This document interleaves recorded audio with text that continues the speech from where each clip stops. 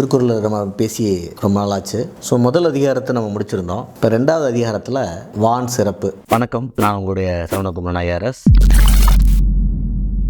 திருவள்ளுவர் முதல்ல கடவுளுக்கு கொடுக்குறாரு முக்கியத்துவம். அடுத்து கடவுளுக்கு அடுத்து அவர் கொடுக்குற முக்கியத்துவம் மலைக்காக இருக்கிறது.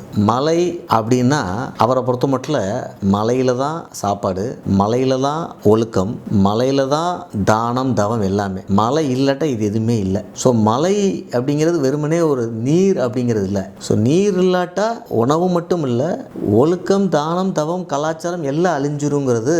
அதனால கடவுளுக்கு அடுத்த வடிவத்தில் மலையை வைக்கிறாரு. இன்னைக்கும் நீங்கள் தமிழ்நாடு அரசியலில் பார்த்தீங்கன்னா இவர் வந்தால் மழை பெய்யாது அப்படின்லாம் ஒரு நேரேட்டிவ் உண்டு. இவர் வந்தால் மழை பெய்யாது, நல்ல மனசு இருந்தால் தான் மழை பெய்யும், நல்லவங்களாக இருந்தால் மழை பெய்யும். இதெல்லாம் நீங்கள் பார்த்தீங்கன்னா இறைவனும் அந்த நல்ல மனசும் இருந்து ஒன்றா இருந்தால் தான் மழை பெய்யும், நல்ல மனசு இருந்தால் தான் இறைவன் இருப்பான். அந்த மாதிரி இன்னைக்கு வரைக்கும் தமிழகத்தில் தமிழக இதெல்லாம் நீங்கள் அமெரிக்காவிலேயோ சைனாவில் போய் சொன்னால் சிரிப்பானுங்க. ஸோ தமிழகத்திலையும் இந்தியாவிலையும் பெரும்பாலும் அந்த கலாச்சாரத்தில் மலைக்கும் மனிதர்களுடைய இயல்புக்கும் உள்ள ஒரு விஷயத்தை அவர் சொல்லியிருக்காரு. இது மோரல் லாஜிக் தான். மழை எப்படி பெய்யுதுன்னு உங்களுக்கு எல்லாத்துக்கும் தெரியும். ஆனால் அதில் மனிதர்களுடைய மன இயல்பு, மனிதர்களுடைய ஒழுக்கம், தானம் தவம் இதெல்லாம் சம்மந்தப்பட்டிருக்கா அப்படின்னு கேட்டால் ஒரு லாஜிக்கல் தான். அது காசாகவும் கான்சிக்வன்ஸாகவும். மனம் நல்லா இருந்தால் மழை பெய்யும், மழை பெய்யாட்டா மனசு நல்லா இருக்காது, தவம் நல்லா இருக்காது, தானம் நல்லா இருக்காது. மனம் நல்லா இருந்தால் மழை பெய்யுங்கிறது மலைக்கு காசாக மனிதர் மனம் வந்துடுது. மழை நல்லா பெய்யாட்டா மனிதர்களுக்கு இந்த மாரிலாம் ஆயிடுது, தவம் போயிடுது, தானம் போயிடுது, ஒழுக்கம் போயிடுது அப்படின்னா கான்சிக்வன்ஸாகவும் வருது. ஸோ அதனால தான் ஒரு குரூஷியல் இம்பார்ட்டன்ஸாக செகண்ட் பாயிண்ட்டாக வச்சுருக்காரு. துப்பார்க்கு துப்பாய துப்பாக்கி, துப்பார்க்கு துப்பாய தூவுமலை. இதை தமிழ் பேச நினைக்கிறவங்க அடிக்கடி டிபேட்டில் பேசுகிறது, பட்டிமன்றத்தில் பேசுகிறதுக்கு இந்த வார்த்தை ஜாலமுல் முக்க திருக்குறளில் அதிகமாக எல்லாரும் பயன்படுத்துவாங்க. இதனுடைய சிம்பிளான மீனிங் என்னென்னா, சாப்பிட்றதுக்கான உணவுகளை உருவாக்குறது மலை.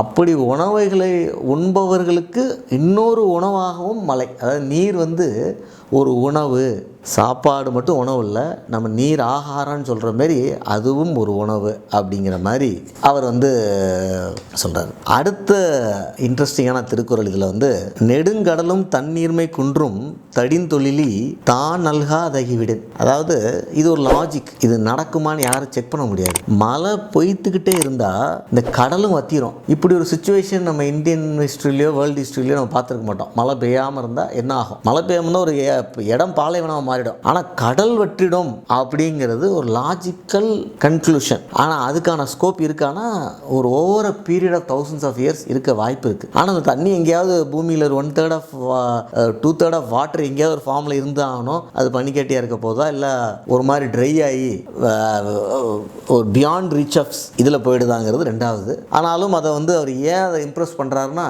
கடலை கூட வற்ற வைக்கிற அளவுக்கு கடல் நீருடைய தாக்கம் இருக்குது அப்படின்னு அவர் சொல்கிறாரு. இதில் ரொம்ப இன்ட்ரெஸ்டிங் என்னென்னா, அமேசானில் அமேசானுடைய கலக்கிற இடங்களில் ஒரு ஒருத்தர் போட்டில் போயிட்டுருப்பார். ஒருத்தர் புதுசாக டூரிஸ்ட் அந்த போட்டில் இருப்பார். அந்த ஏரியாவில் குடிக்கிறதுக்கு தண்ணி இருப்பான்னு கேட்பார். அவர் சொல்லுவார், அங்கே இருக்க தண்ணி எடுத்து மோந்து குடியா, கடலில் இருக்க தண்ணியான்னு சொல்லுவார். அப்போ உடனே அவர் என்ன கடலில் இருக்க தண்ணியை குடிக்க சொல்கிறான், சரியான இவனாக இருப்பான் போல இருக்குன்னு உடனே திட்டினோடனே அவர் இல்லை நீ குடி அப்படிம்போனா இவர் எடுத்து குடிப்பார். குடித்தா தண்ணி டேஸ்ட்டாக இருக்கும். ஏன்னா அமேசானோடைய ஃபோர்ஸ், அந்த ரிவருடைய ஃபோர்ஸ் எப்படி இருக்குன்னா, ஒரு 4 கிலோமீட்டர் கடலுக்குள்ளே நல்ல தண்ணி இருக்கிற மாதிரி இருக்குது. 3-4 கிலோமீட்டருக்கு 2000-3000 மீட்டருக்கு அந்த தண்ணியோட வேகம் கடலுக்குள்ளே நல்ல தண்ணி விலகுது. ஸோ அந்த ஒரு 2000-3000 மீட்டருக்கு ஒரு நல்ல தண்ணி இருக்குது. அந்த அளவுக்கு எப்படி ஆற்றுக்கு ஒரு கடலை தள்ளக்கூடிய பவர் இருக்கோ, அது மாதிரி ஒரு கடலை சுருக்கக்கூடிய பவர் இருக்கதா வள்ளுவர் சொல்றார். அடுத்து ஒரு இன்ட்ரெஸ்டிங் குறள் இதில், சிறப்போடு பூசனை செல்லாது வானம் வரக்குமல் வானோர்க்கும் ஈண்டு. அதாவது இன்னைக்கு கிராமங்களில் நீங்கள் பார்ப்பீங்க, மழை பெய்யலைன்னா பூஜைகள் ரொம்ப சிறப்பாக இருக்குது. ஒன்று மழை பெய்யலப்போ வானம் பொய்த்து போய் விட்டுது, ஒன்று வேஸ்ட்டு, பண்டிகை சிம்பிளாக கொண்டாடுவாம்பாங்க. அதுமாரி கோவம் கடவுள் மேலே இருக்கும். கடவுள்கிட்ட போய் தான் கேட்பாங்க, கடவுளுக்கு என்ன கோவம்ன்ட்டு. ஸோ மழை பெய்யாட்டா இந்தமாரி தேவர்களுக்கு திருவிழா நடக்காது அப்படின்னு வள்ளுவர் சொல்கிறது. ஐயோ திருவிழா நடக்காமல் போயிருமே அப்படின்னு சொல்கிறார் சொல்கிறதுக்கு இல்லை. திருவிழான கடை மக்கள் மகிழ்ச்சியாக இல்லைன்னு அர்த்தம். திருவிழாவால் கடவுள் மகிழ்ச்சியாக இல்லையோ மக்கள் மகிழ்ச்சியாகிறாங்க. ஸோ அந்த டாக்குமெண்டேஷன் பண்ணுறாரு. ஸோ வள்ளுவர் காலங்களில் திருவிழாக்கள் நடக்குது, அது மலையை சார்ந்து சிறப்பாகவோ சாதாரணமாகவோ இல்லாமலும் போயிடுது. ஸோ அது முன்னாடி இருக்கிற சிவிலைசேஷன் எல்லாமே rain dependent civilization. So river oriented சிவிலைசேஷனில் இந்த பிரச்சனை பெருசாக இருக்காது. இப்போ நீ கேஞ்சட்டிக்கில் போய் மழை பெஞ்சா தான் நல்லா செழிப்பாக இருக்குமானா கிடையாது.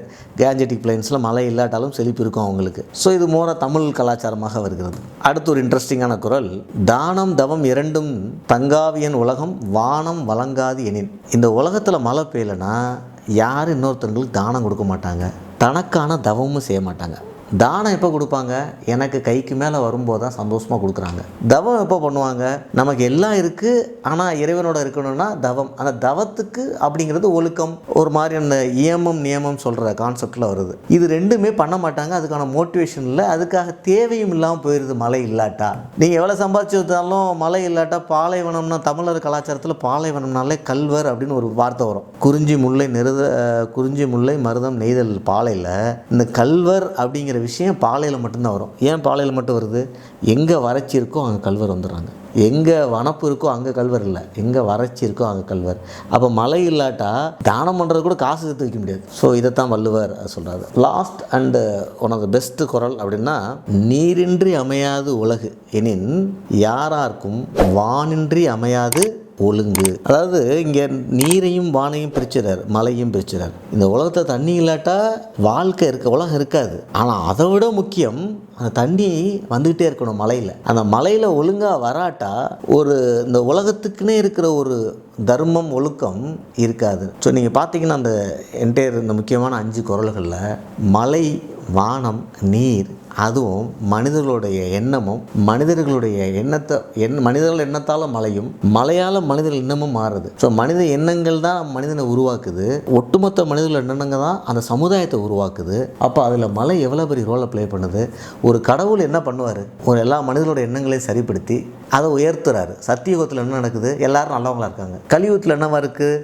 எல்லாரும் கெட்டவனாக இருக்கான். இதை மாத்திரக்கு என்ன பண்ணுறாரு? கடவுள் அவதாரம் எடுத்து கலியுகத்தில் இருக்க அத்தனை பேர்த்தையும் காலி பண்ணிவிட்டு சத்தியுகத்துக்கு கொண்டு போகிறார்.